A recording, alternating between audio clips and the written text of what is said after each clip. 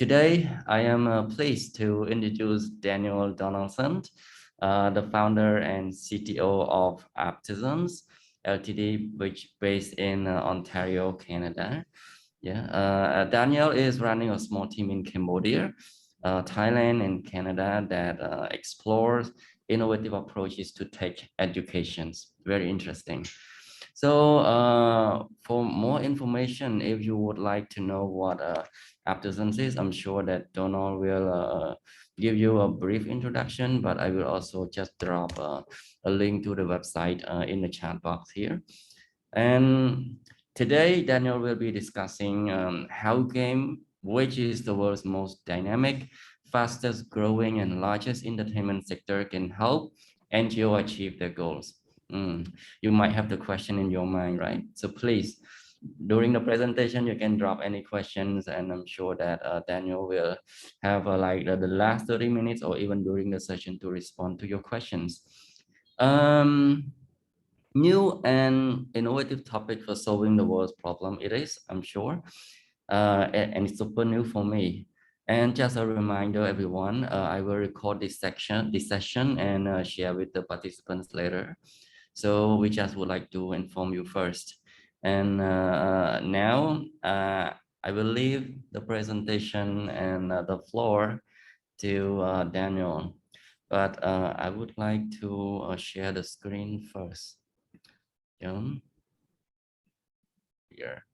Everybody can see the screen, the presentation. Maybe could you drop a yes in the chat box? Yes, Vandi, we can see it. Can you see the screen?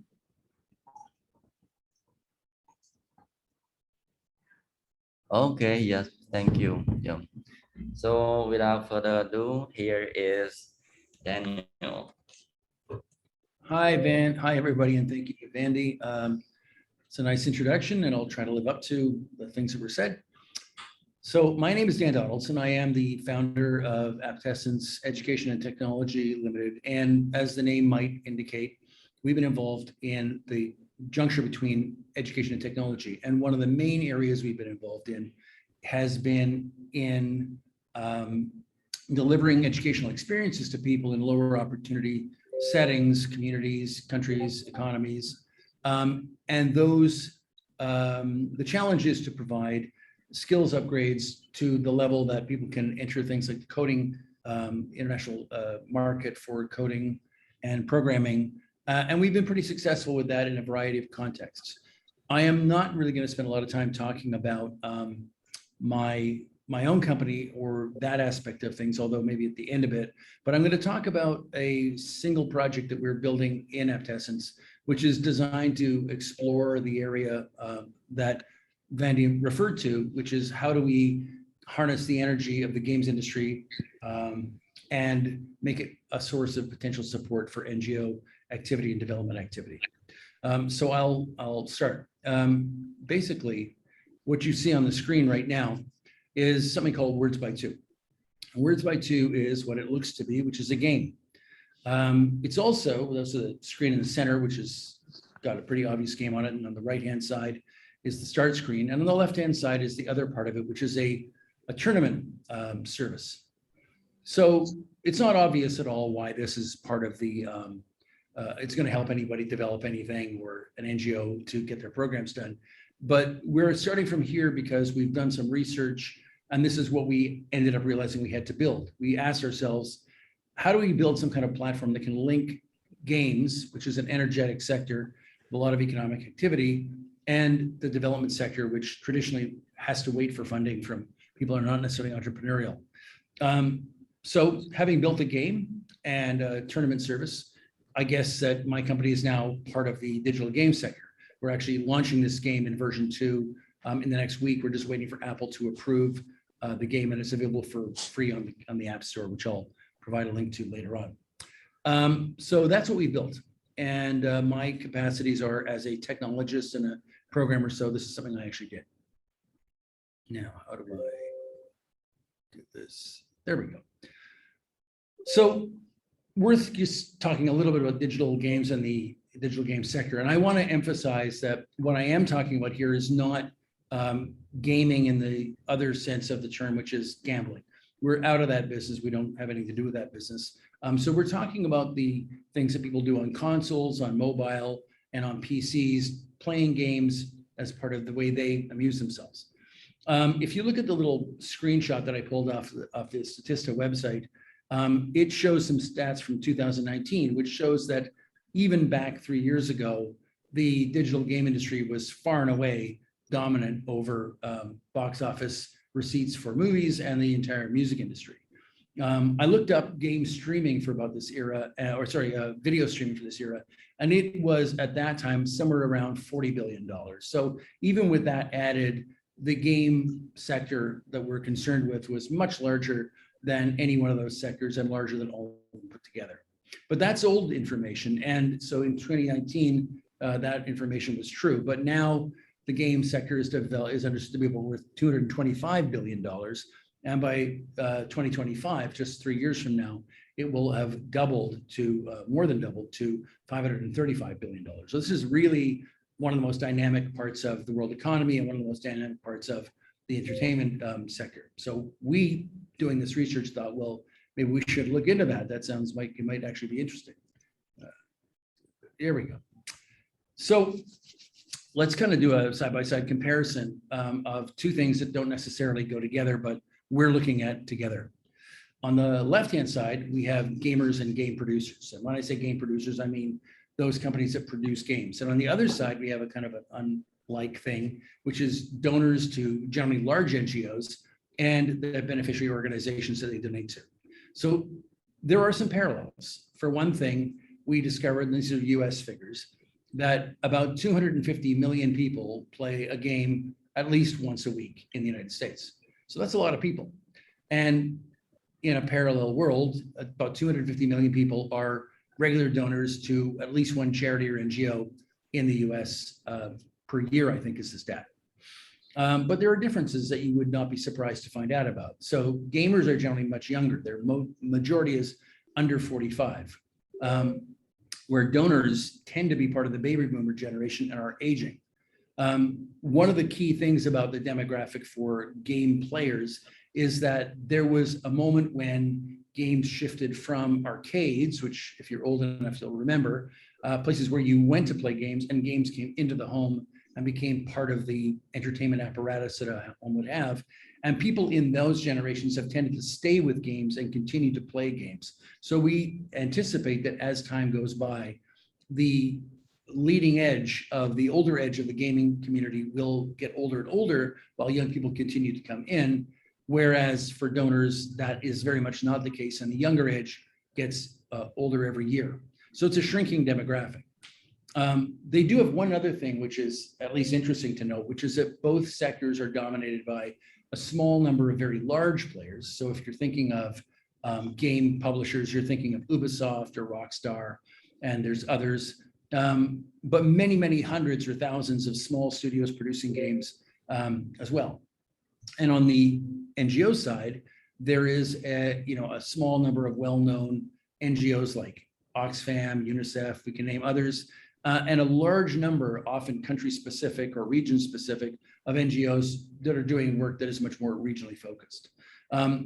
We started off trying to think of a solution for the large NGOs because that's what comes first to mind. But as I'll try to talk about as we progress in this discussion, there's actually kind of more applicability, we think, to this model for smaller NGOs that do not have the apparatus that large NGOs have of creating fundraising organizations around themselves or having whole chapters that are really devoted to fundraising.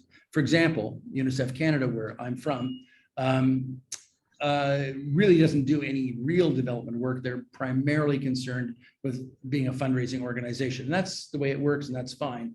But it's very different from small NGOs, obviously, as many of you will know. So if you look at this as a Venn diagram, on the left, you see kind of this MasterCard symbol thing. And that is basically the balance of the donor group and the game playing group. And they have an intersection set, which is probably about as small as it could be because of the older younger skew. But if you look 10 years down the road, what you're going to see, we think, is a massive shrinking of the donor base and a massive expansion of the game playing base. And that will have a lot of significance for the larger NGOs.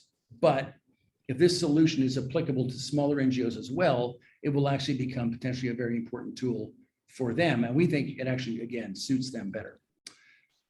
So that's the kind of overview. So what do we create with our game and our back end? Well, we created this tournament experience.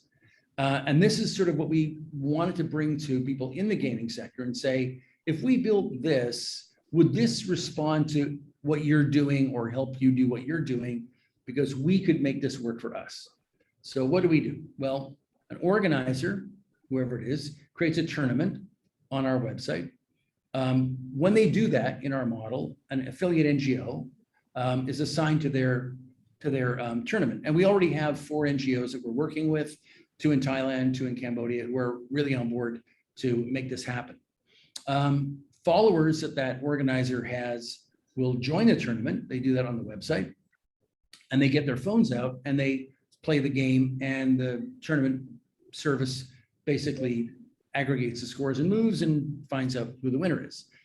When the tournament is complete and play is over, revenue is distributed. There's a small fee to play these games to the organizer, to the NGO, to the winner of the game or the tournament, and tournament fees are also included there, and that's our component.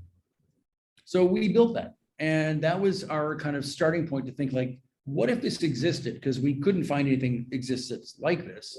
What if this existed? What would it be good for? How would we use it? How would the NGO sector use it? How would the gaming sector use it? So first question was, who should we show this to? So within the gaming sector, there's a lot of component communities and groups. So there's console makers who actually make things like Xboxes and so forth. And there are players and streamers, of course, people who play games. And I'll talk about streamers, they become very important. Game publishers, people who actually create the games, whether those large organizations that I referred to, or the tiny little studios with maybe 3 people or just 1 person in them, creating games that usually go out to mobile. There's hardware suppliers, people who make phones, but also people who make high-end video cards. And there's mobile and telcos, because 50% of the gaming industry is on mobile. So it's an important part of how telcos strategize their growth, and understanding that and being part of this could be an important part of what they do. We decided to focus on one group, which is the game streamer community. If you're not familiar with game streamers, I'll kind of give you a rundown very briefly. They're basically the entertainers in the game sector.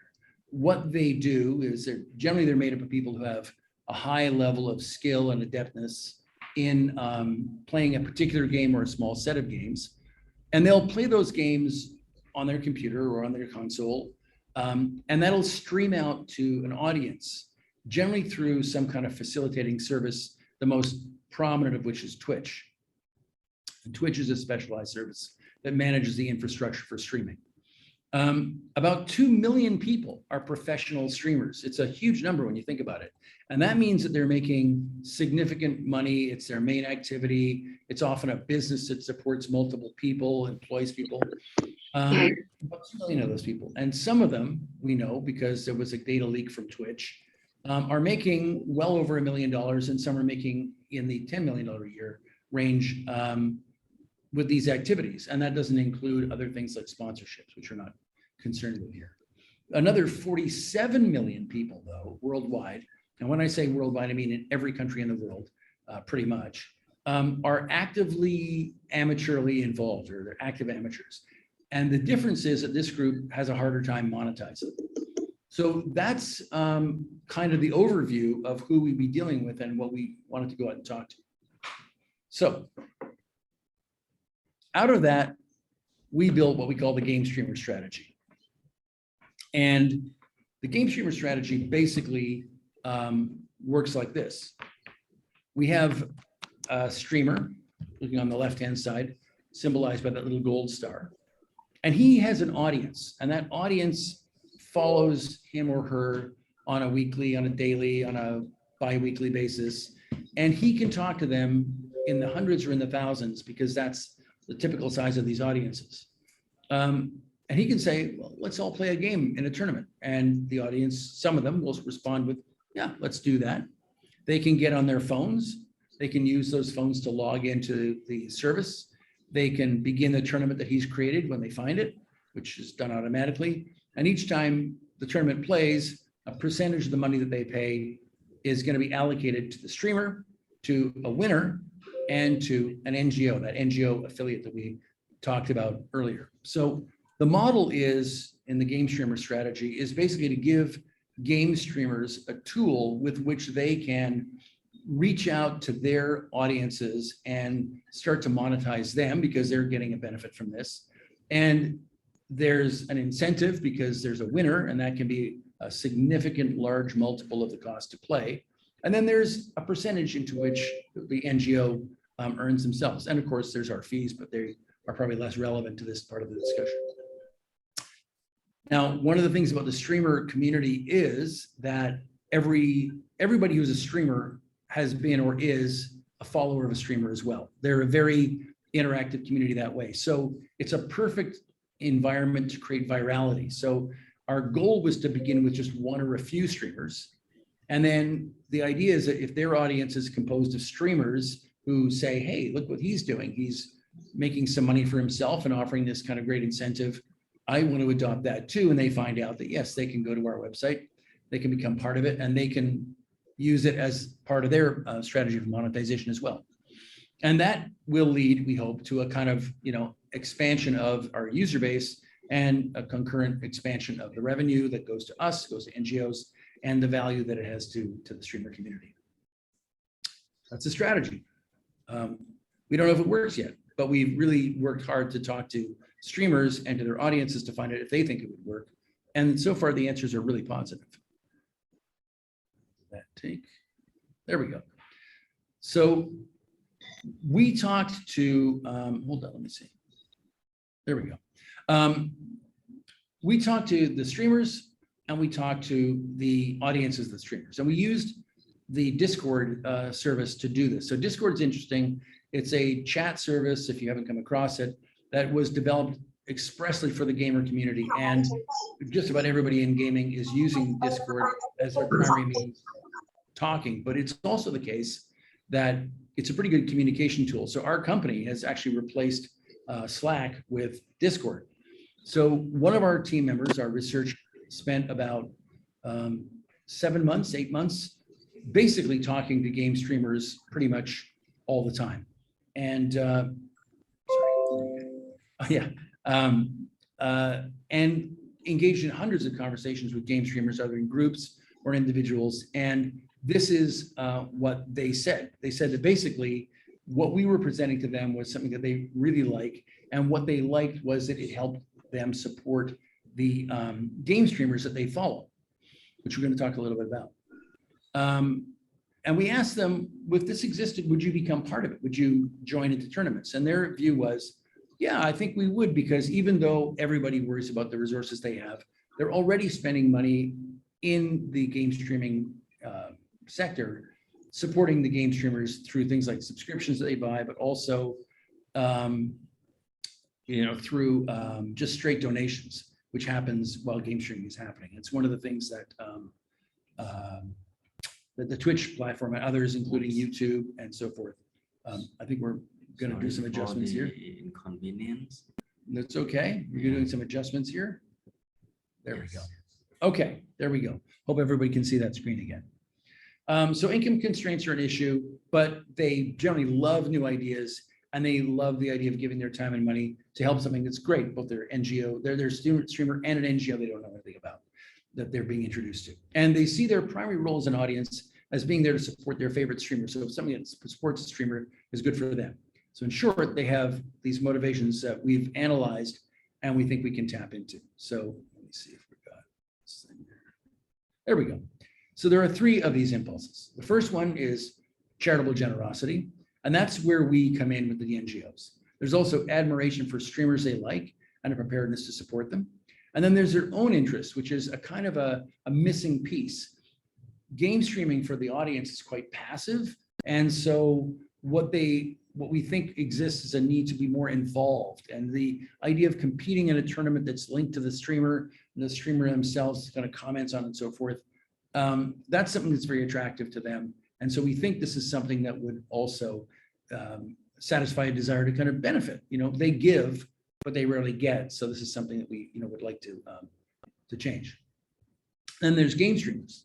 And I know there's a lot of detail, but this is kind of the community that we want to work with. So this is maybe where we're going to be beginning to learn the most. What do they want? They want to build engagement with their audiences. And this really surprised us because they put this ahead of their desire to actually make money directly. Even though monetization is very important, they actually understand that building a relationship with their audience is kind of their primary job. We heard this over and over and over again from game streamers at all levels. Tiny audiences well over 100,000, approaching 1 million, same story. They like to monetize more effectively because they're aware that it's not a very effective way to monetize using Twitch or YouTube or any of the other services that let them monetize. And they like to do what they do full time if they aren't doing it. So those are their goals. So for what we're trying to do to be able to work, we really need to work with the streamers. And the reason is that they connect us potentially to millions and millions of people that they have as audience. As a kind of an aside to give a perspective on this, we were talking to one company that provides a simple service to one small sector of the game streaming community. That sector is the group that does what are called speed runs. It's where you try to get through a game as fast as possible from beginning to end without crashing out. And it's often done on old vintage games like Mario or Zelda. And that's because those games can be hacked in a bunch of different interesting ways.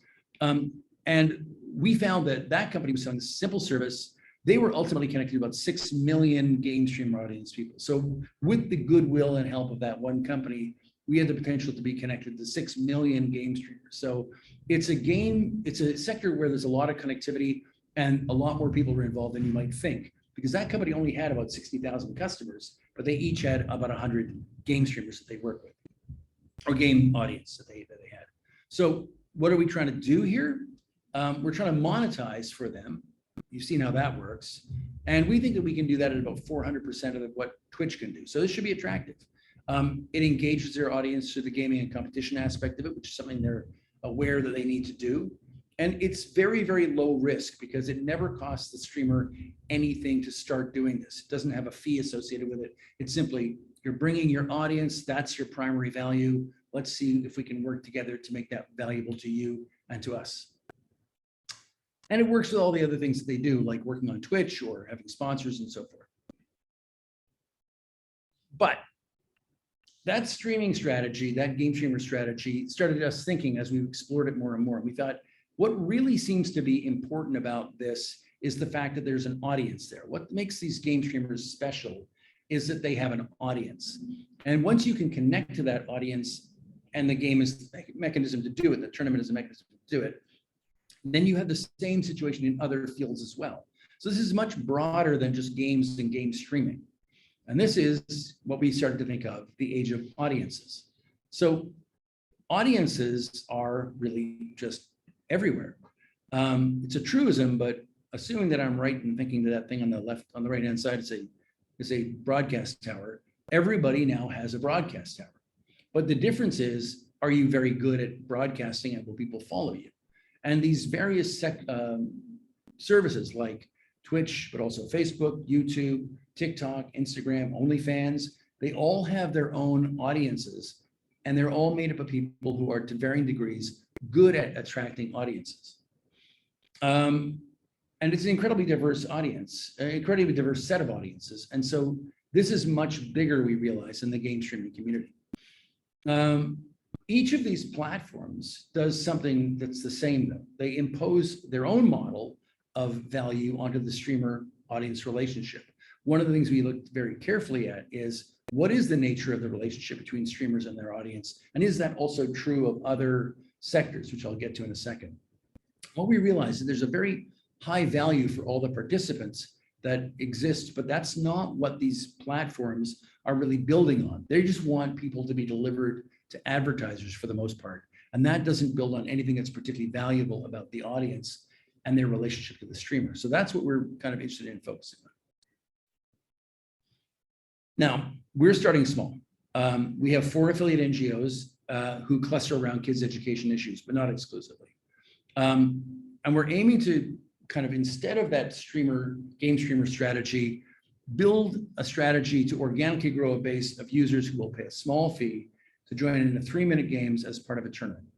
Now, this is something we're doing by kind of starting with family and friends, and then companies that we're engaging with, and then their employees and social media. And we think that we have a pretty good chance of getting this to work. But we're not going to be dependent upon the game streamers to go into the next phase of what we're doing. I wanted to jump back a little bit and talk about the common thread that I think links the various sectors, the game streamer sector, the Facebook sector, and podcasting sector, the TikTok sector.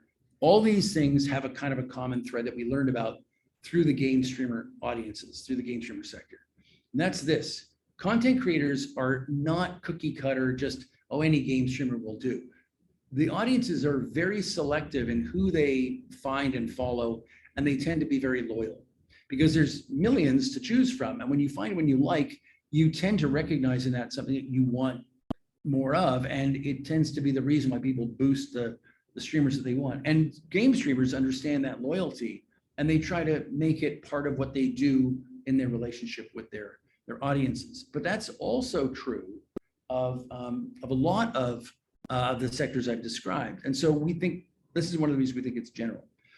That specific value motivates a lot of generosity in all these sectors. But in game streaming, for example, there's a long, strong history of fundraising for everything from cancer research to buying books for a library or paying for a crossing guard in the community they're in.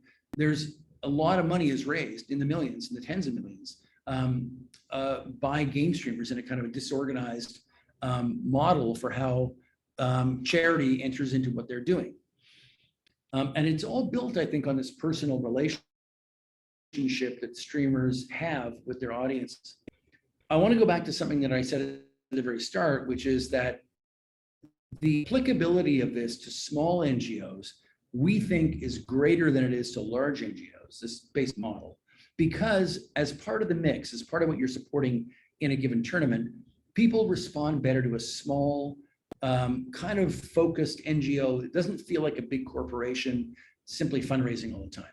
A little NGO that runs a crisis center for women here in Cambodia, or somebody that's paying school fees for kids in Thailand, or somebody who's making building wells, or buying a school bus in Kenya. That's something that people can, I think, build a stronger relationship to. But those NGOs tend not to have audiences, and they tend not to want to build audiences because it lowers a certain kind of efficiency. They have to spend a lot of money, and they don't do it to get a marketing program together. They become very dependent upon single funders. So that small, limited frame becomes, we think, a very valuable asset in the way we can motivate people to be involved. So we think that this is really actually something, a thread that ties together all the pieces that makes it a great possible or a potential for NGOs that are operating at that small level over the big ones. So what's our strategy now? Well, as I said, we're going to start running our own tournaments, and 100% of the proceeds are going to go to NGO affiliates to begin with. Once we get a little bit of momentum, we're going to include a prize in that as well. But all the rest is going to go to the NGO affiliates, and we will just run the service as a startup, try to lose a bit of money on it. And we want to make this a meaningful way for people to help both the streamers or the NGOs if there's no streamer involved, which there wouldn't be in this case. The second phase will be where we bring in content creators like game streamers, probably starting with game streamers, and we give them the opportunity to build their own tournaments to finance what they're doing, with the requirement that they always include a percentage of the money they raise as being dedicated or designated for an NGO, which we choose. That's part of how we balance the revenue that comes through our service into the various NGO partners we have. Yeah, so that's our strategy. And we're beginning that now because we've got, as I say, version 2 of our game is just about to launch. We've done a major revision to the game playing mechanism behind the scenes in the back-end service. So there's a lot of technology that's gone into this. And it's been tailored more and more and more to what we've learned about how these game tournaments are likely to work and what we can change and make people understand and make it easy for them to use in a thing that is not going to be a big part of their lives. You know, it's just a drop in, drop out kind of thing. So say it again, we're starting small and we're beginning to engage the public basically this month. And we understand that this is an experiment that it might just be a way to learn lessons. It might lead to the thing that is the thing, but it might, because we're getting a lot of positive feedback here, including the great response that IDE had when we told them a little bit about it. We began to think that, maybe there's a pretty good chance. And one of our kind of aces in the hole is one of our supporting NGOs is actually a major media organization in Southeast Asia who've offered to be generous with their capability to publicize and spread our audience out. So we're kind of hoping that we've got a better than just, trying it out with our friends chance. And that's really what I have to say. That's kind of our project. The last question is, and this is something that Mike Roberts asked me when I was telling him about this for the first time, and other people have asked too, is like, why are we doing this? Well, I haven't really talked about my company and what we do. And all of this is just a sideline to that set of goals and that kind of that enterprise. So I'm going to take a few minutes here to talk about what it is that we do, because what do we got here? It's 9:30. I think you guys could deal with that 3-4 more minutes of explanation of what our company does. And then we'll turn it over to questions, if there are any. What we've done in my company, Aptessence, and in a previous company called Ruby on the Beach, is we've built technology education experiences that have, over the years, moved more and more into low opportunity communities. Low opportunity communities in the sense of people who in North America and OECD countries wouldn't normally get a chance to become programmers or get a chance to learn how. And increasingly working in emerging economies, mostly in Southeast Asia, but also in Latin America, to deliver these educational experiences to people who will then, we hope, and this has been borne out, gain significant economic capability and leverage and attractiveness that will give them a way to build better lives for themselves through participation in mostly the code development community. So that's been a really fun, interesting, great thing to do. But that technology education challenge is, how do you deliver what's inherently a kind of expensive service? Because it involves dependencies on people who know a lot about stuff, that is, that they're paid very well to deliver to other people as coders, as programmers. How do you get them to take time out and deliver this to people that don't have the means to pay? Once they've taken the course, our experience is that now they have the means to pay, but they don't have it at the beginning. And so what we tried to do is analyze this. I should say we've had the experience of doing this in both a publicly funded arrangement, where the early boot camps that I worked on in the late 1990s were federally government funded in Canada. And so we didn't have to worry about how they would be paid for.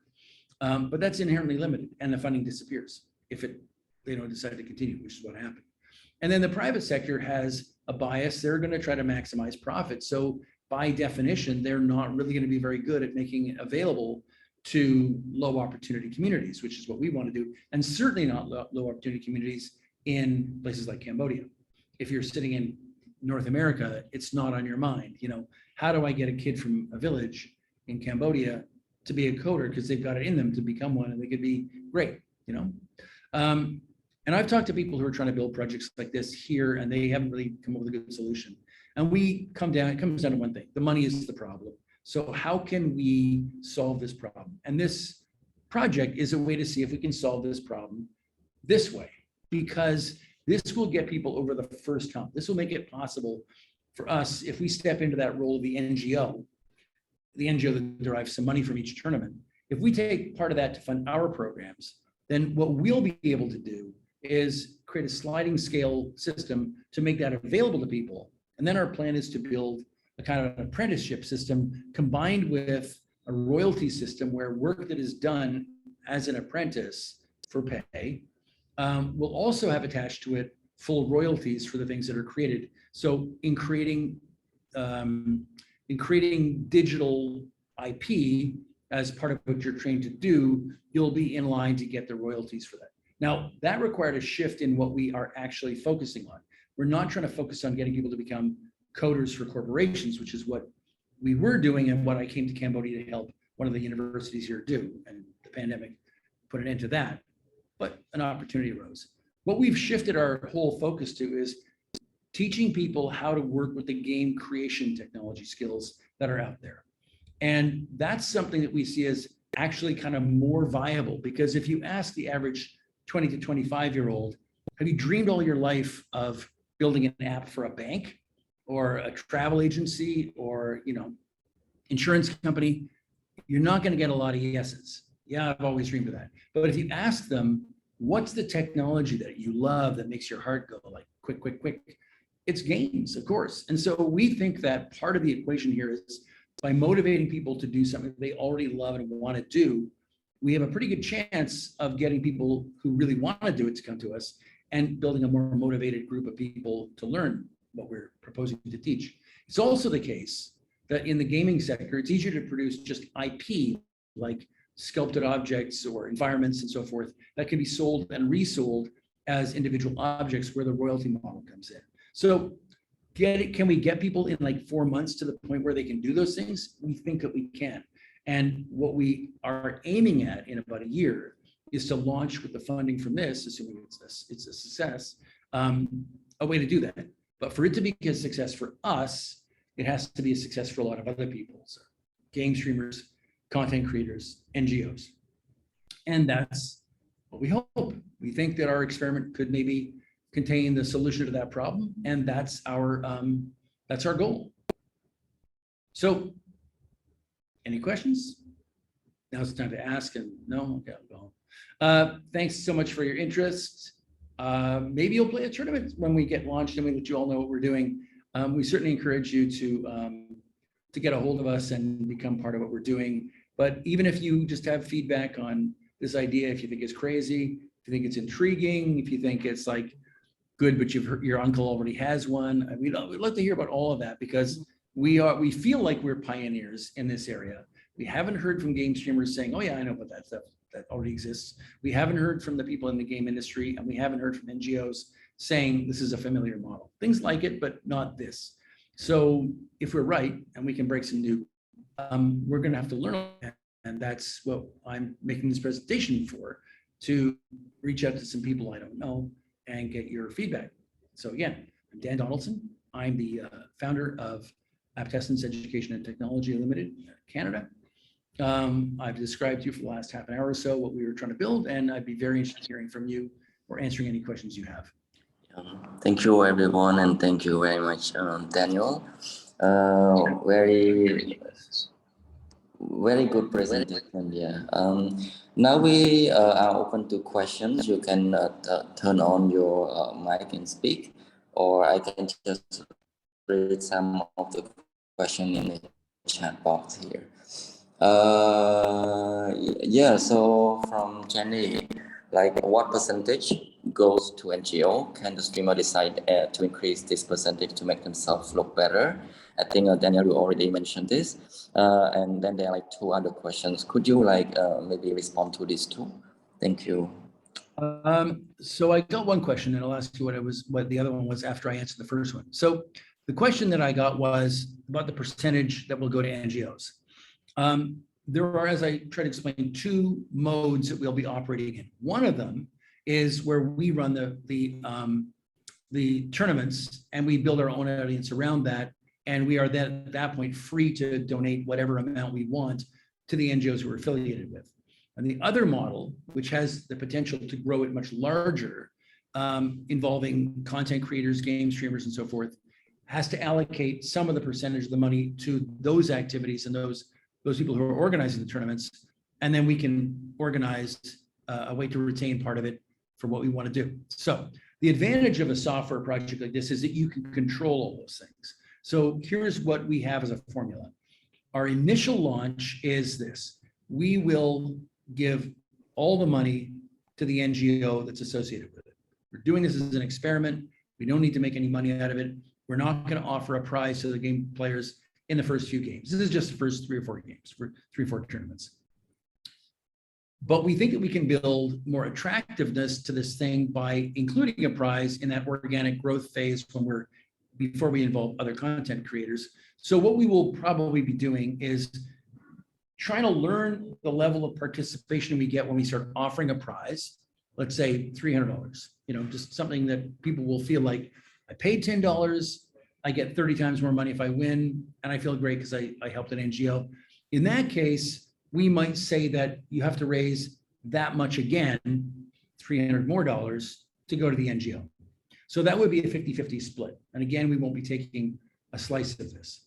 So that will give us a starting point to figure out what the balance is, because obviously, if you offer low prizes, you'll be less likely to attract more people, and then there's less money coming through the system. So we want to balance this using what we learned from our first tournaments to figure out what that proportion should be.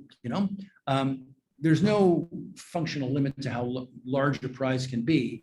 It could be $10,000, but it won't be meeting our goals if we're giving people $10,000 and the NGO gets $50. That's not the goal at all.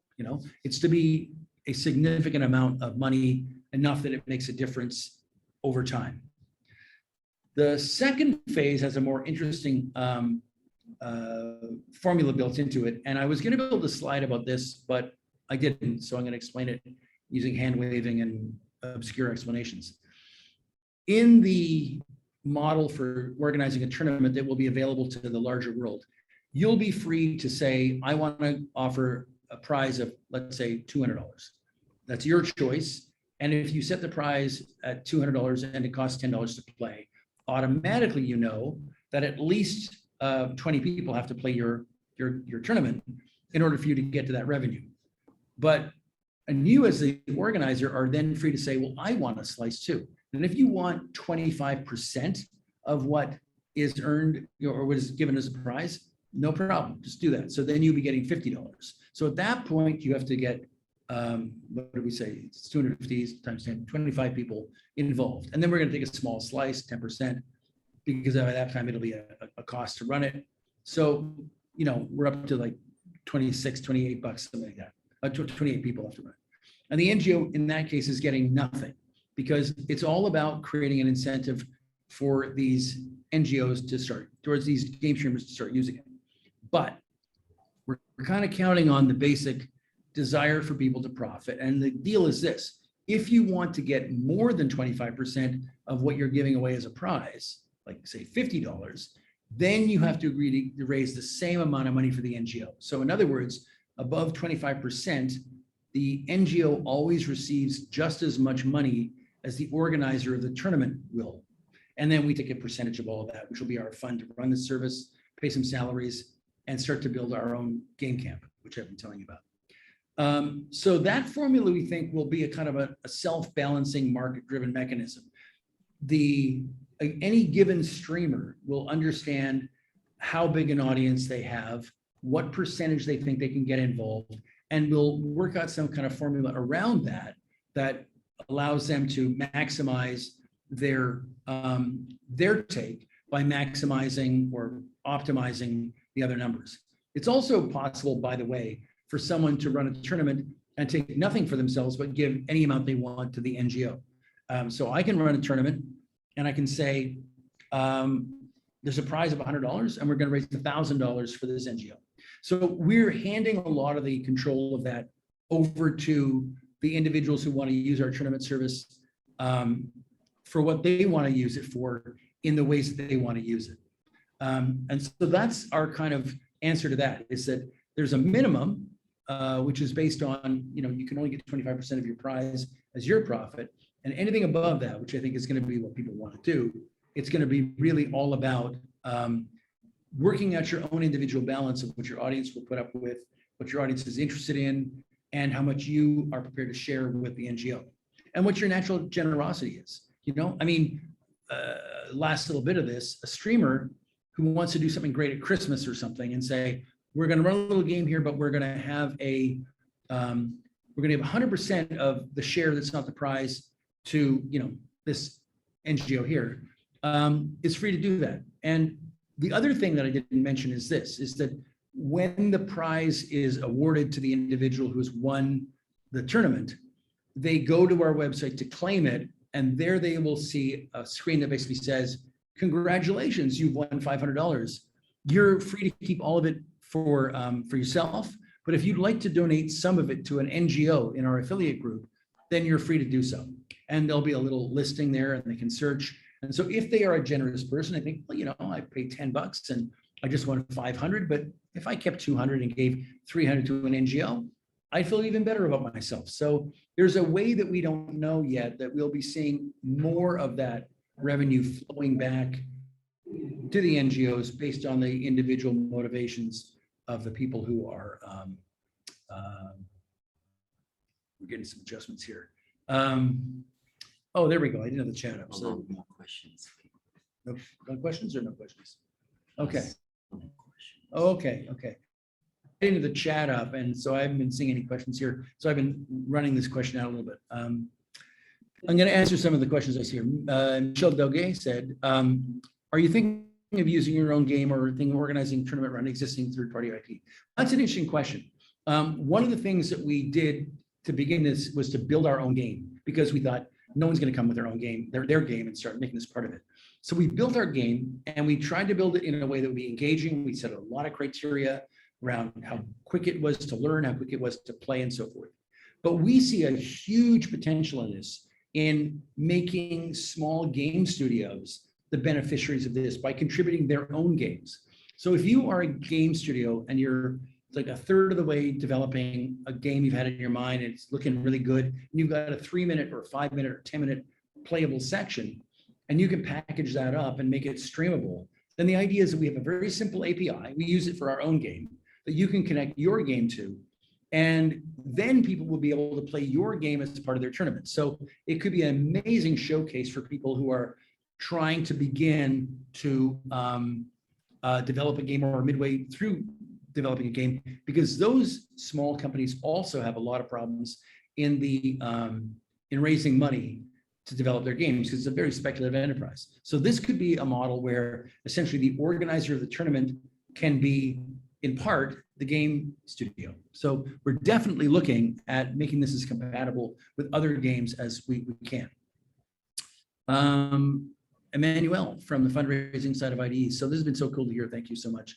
The biggest challenge in integrating this into the streaming industry and how you might be prepping to overcome this. It is a big issue because everybody imagines getting viral. It'll be so easy. It's going to be so great.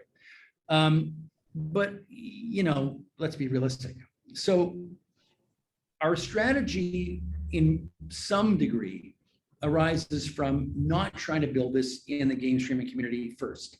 It arises from having a really great media partner who I can't name, but they have a daily reach on their print publication of 650,000 or so. And they reach, I think, over 10 million people a day in their online version. And they're a well-respected newspaper. That's all the hints I'm going to give you. And they've got their own NGO, and they've also offered to promote this. So I think that one of the ways that we can probably do this is by working with them. But any degree of natural virality, I think, is going to be something we're going to still end up depending on. I'm just trying to scroll this here. There we go. Connor, fascinating model. Thank you so much. It seems ahead of the curve. Great presentation. Curious how you plan on screening and partner with NGOs if the model demonstrates successful scaling potential. Right now, we are curating a small group of NGOs, and we've brought 4 on board. My team is in Bangkok, and I'm here, and we have people in Canada as well.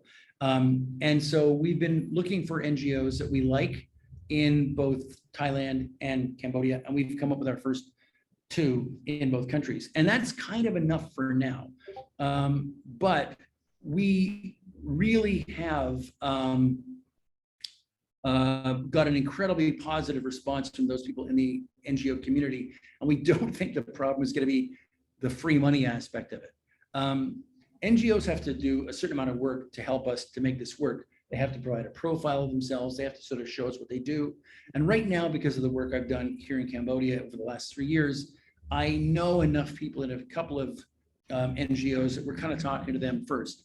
But absolutely, for sure, this is something that we want to scale up as we grow. We don't want it to be something where we're only contributing $100 a year to 500 NGOs. You know, I mean, it would be much more 5,000 NGOs. We want it to be much more, a meaningful percentage of their business.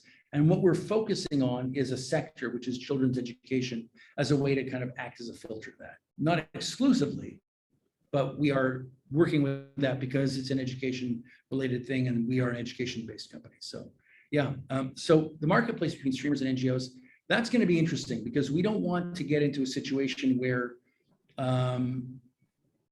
streamers can be too picky about the NGO. If an NGO signs up with us, it should mean that we can kind of guarantee a percentage of the stream. So we're thinking of models when we scale up of saying 60% of revenue will go into a common pool, and that will be allocated according to some formula which seems reasonable around basically clients served or existing budget or whatever. And the remainder will go to the specific NGO that is the affiliate for a given tournament. That's kind of how we think we can make it fair. Connor, you're in the technical programming department HQ in Chicago. Glad to meet you, sir. Vyas asked, where do the donors get their money from? So this is not aimed at audiences in OECD, in developing economies necessarily. The demographic that plays games, as I was trying to say earlier on, has an intersection set with the donor community that exists today. So in other words, there are people probably in their 50s and 40s who are making donations to NGOs all the time, and they're also playing games all the time. They don't connect these two things. That's a group that's easy to start with. We're not going to allow this to be a situation where anything gambling-like happens. So people who are economically vulnerable will see this as some kind of way to make money and throw money into it. The ratios of return are deliberately not that high. This would ever be something you would do in a situation where you weren't prepared to lose the money.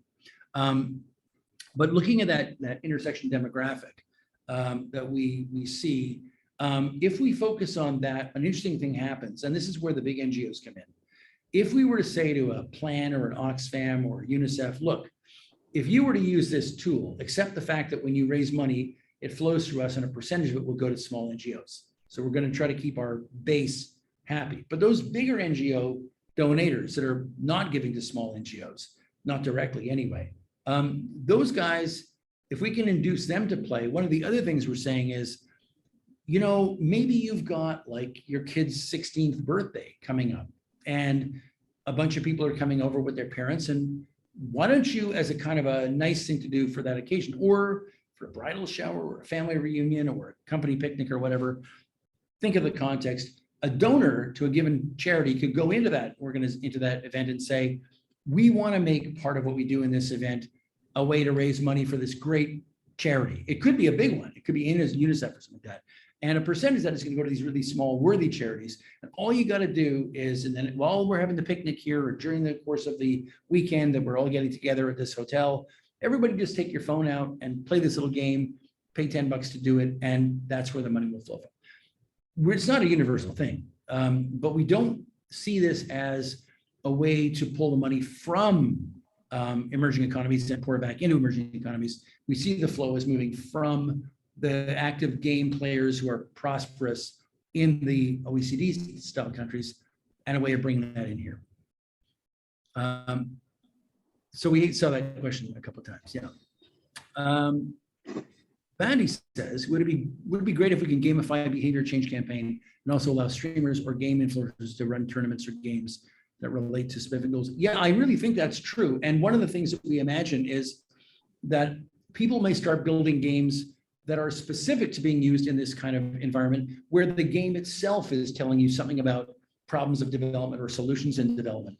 I actually met with an investor here in Cambodia who is very interested in getting a game system, game building service going, related to the investment in the game school we were building. And his concern was that he sees games as being a kind of a corrosive influence on young people. And there is a part of that that's very true. And we're not trying to ignore that. And we're trying to build a game that is not in that category of addictive games.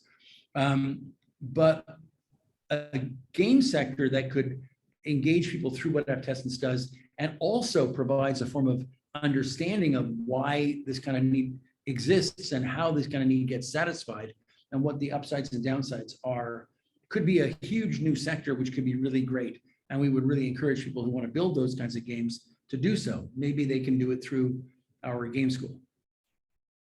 I'm going to see if there's anything.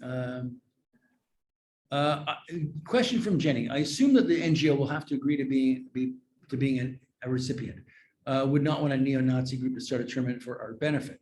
Well, this is something that definitely has come up in our thinking, and in talking to NGOs, there have been a lot of diligence questions that we've tried to answer, which are quite easy to answer at the small scale, but at the larger scale, and when we're running all the tournaments ourselves. But at the large scale, I agree, it's kind of hard for that to happen. But I think this would be more around a blacklist system. So if you were an NGO, and therefore an affiliate of ours, I think we would put the control in your hands. And we would say, look, here are, we can use some basic systems to figure out who people are to the best level we can. And we can say, you could receive a contribution from this guy or this group or whatever.